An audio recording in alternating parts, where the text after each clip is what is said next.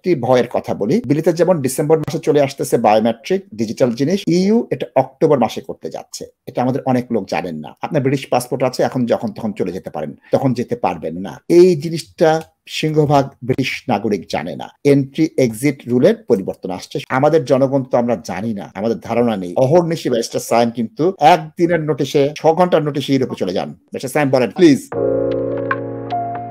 একটি ভয়ের কথা বলি।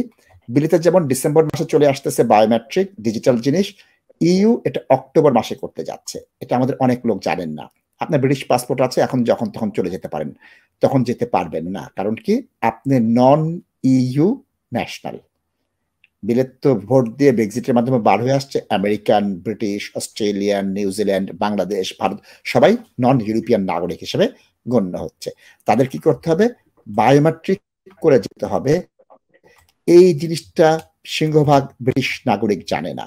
এন্ট্রি এক্সিট রুলের পরিবর্তন আসছে। সুতরাং আপনার ওইটা 3 সপ্তাহ আগের থেকে করে আপনার যেতে হবে, যেটা আমেরিকায় ইটিএ বলা হয় না? আমেরিকাতে ইটিএ বলা হয়, তাই না? এটা ওই ধরনের একটা, হ্যাঁ, ইটিএ করতে হবে। তাহলে 6 অক্টোবর থেকে ইউরোপ যারা নন, তাদেরকে আসা যাওয়ার সময় ওই জিনিসটা করতে হবে। অনলাইনে যে করতে হবে, একটা ফি আছে, সেই ফিটা আপনার পে করতে হবে। এটা কি করছে? ইমপ্লিমেন্ট করছে। আমাদের ডোভার থেকে যারা যাচ্ছেন, আমাদের প্লেনে যারা যাচ্ছেন, আমাদের ইউরো টার্মিনালে যারা যাচ্ছেন, প্রত্যেকের জন্য এটা সমভাজ্য। এখানে কি হলো, 2017 সালে এই পরিকল্পনা নিল, 2021 সালে এটা বাস্তবায়ন হওয়ার কথা ছিল। এই যে সামনে অলিম্পিক আসতেছে ফ্রান্সে, এই অলিম্পিকের জন্য ফ্রান্সের অনুরোধে তারা 6 অক্টোবর থেকে এটাকে ইমপ্লিমেন্ট করবে।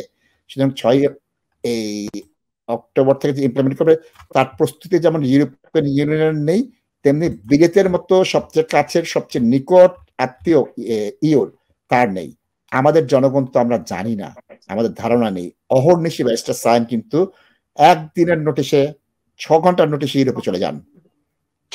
হ্যাঁ, যেতে পারবেন ব্যারিস্টার সায়েম, যাওয়াতে কোনো সমস্যা হবে না। কিন্তু ওই যে ইটিএটা একটু দেরি করে করলেন, যেতে পারবেন না। এখন যা পাসপোর্ট নিয়ে চলে যায়, ওই পাসপোর্ট নিয়ে যাওয়াটা হবে না। একবার ইটিএ করতে হবে। একবার ইটিএ করার পর কিন্তু জীবন সহজ হয়ে যাবে। এই প্রথম ইটিএটাই আমরা করব না, ভুলে যাব। অক্টোবরের পরে শত সহস্র ব্যক্তি ডোভার থেকে ফিরে আসতে হবে, ইউরো টার্মিনাল থেকে ফিরে আসতে হবে, এয়ারপোর্ট থেকে ফিরে আসতে হবে। জি, আপনার ওটা একটু মনে রাখেন। যারা ইউরোপে যাবেন, 6 অক্টোবরের আগে মিনিমাম অগাস্ট থেকে সেপ্টেম্বর থেকে আপনার ইটিএর জন্য চেষ্টা করতে হবে। কি, প্রথম তো সিস্টেমে অসুবিধা থাকবে, অনলাইনে পাওয়া যাবে না, বুঝবে না, ব্যান্ডউইথের অসুবিধা হবে, ঢুকবেন সব লিখবেন, সেভ হবে না, কেটে গেল আপনার উইন্ডোটা। এই ঝামেলা পোহাতে হবে। সুতরাং আমি বলবো, অনুগ্রহ করে যারা 6 অক্টোবরের পরে বিলেত থেকে ইউরোপে যাওয়ার চেষ্টা করবেন, তার আগের থেকে বিষয়টা জানবেন। আমি এটার আইনগত জিনিস পড়িনি, আমি সংবাদপত্রের একটা জিনিস পড়ে, অথেন্টিক সংবাদপত্র জিনিস পড়ে ব্যারিস্টার সায়েমের সাথে আলোচনা করছি শুধু। আপনি তো যাবেন, ব্যারিস্টার সায়েম যাবে, উনি কিন্তু সতর্ক মানুষ, উনি এটা করে ফেলবেন।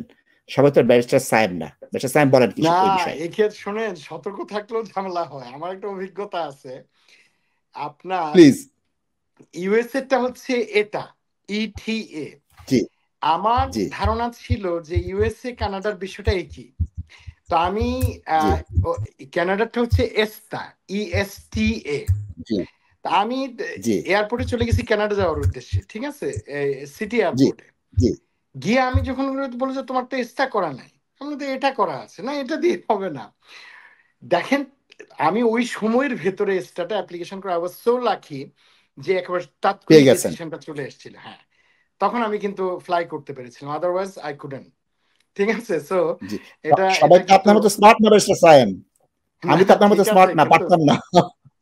মজার বিষয় হচ্ছে, স্মার্ট হওয়ার পরেও কিন্তু আমি বিষয়টা মাথায় না রেখেই চলে গিয়েছিলাম, বাট অতিরিক্ত স্মার্ট হওয়ার কারণে এটা আবার ডিলও করে ফেলেছিলাম। ঠিক আছে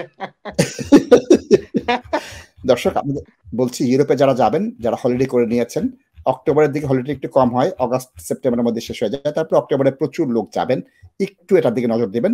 ইউরোপিয়ান ইউনিয়নে যাওয়ার জন্য আপনার বায়োমেট্রিক করতে হবে, এবং আইনটা আমি জানি না, আমি একটা সংবাদপত্রের খবর দিচ্ছি, আপনারা আপনাদের নিজেদের খাতিরে এটা দেখে নেবেন।